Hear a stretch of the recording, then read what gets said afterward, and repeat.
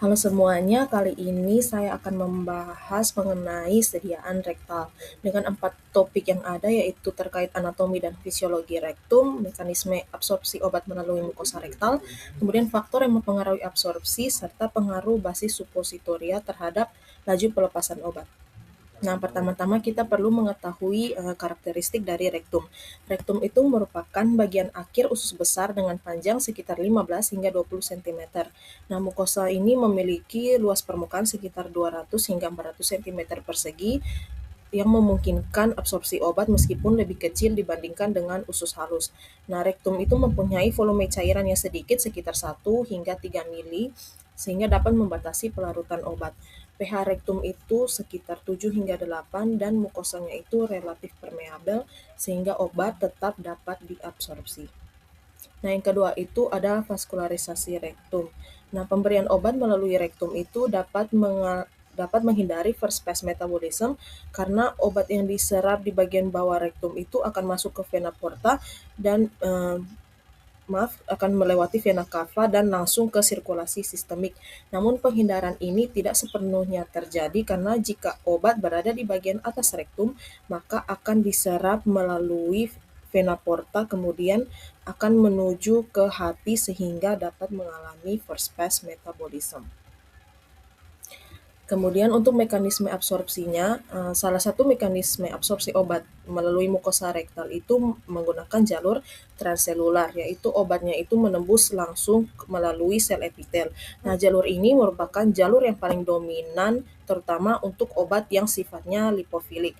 Nah, proses yang terjadi untuk jalur transselular ini adalah difusi pasif di mana obat berpindah dari daerah dengan konsentrasi tinggi ke konsentrasi rendah tanpa memerlukan energi atau ATP.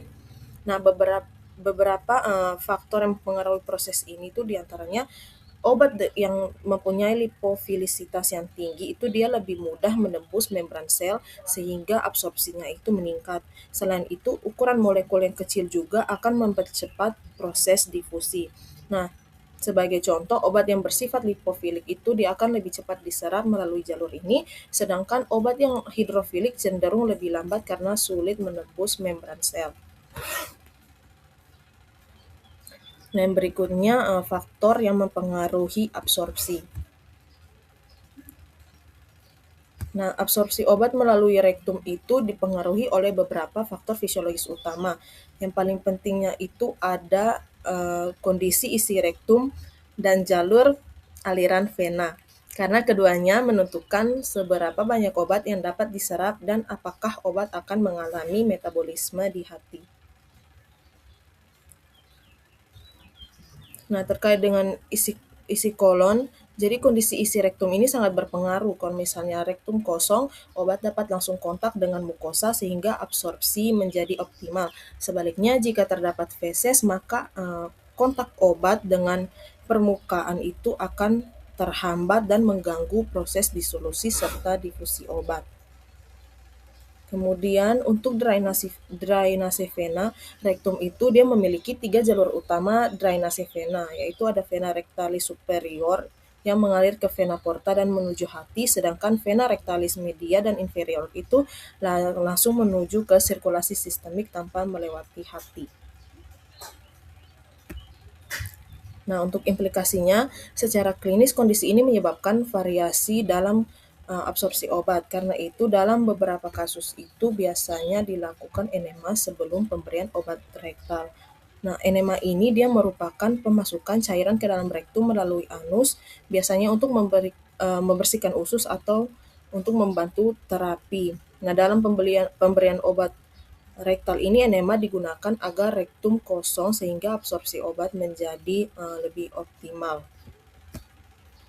Rute rektal ini dia juga dapat meningkatkan bioavailabilitas dan mempercepat efek obat dibandingkan oral.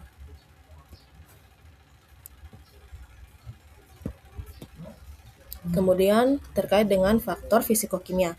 Nah, pada sediaan supositoria, faktor fisikokimia tidak hanya mempengaruhi absorpsi, tetapi juga tahap pelepasan obat dari basis. Yang pertama itu adalah kelarutan. Nah, obat ini harus dilepaskan terlebih dahulu dari basis, kemudian larut dan cairan dalam cairan rektum sebelum dapat diabsorpsi. Nah, karena volume cairan rektum ini sangat kecil, maka obat yang suka larut akan mengalami hambatan. Yang keduanya itu adalah koefisien partisi atau lipofilisitas. Nah, faktor ini tuh menentukan apakah obat lebih cenderung berada di basis atau berpindah ke mukosa. Obat yang terlalu lipofilik akan tertahan di dalam basis lemak sehingga pelepasannya lambat. Sebaliknya, obat yang terlalu hidrofilik dia sulit menembus membran mukosa.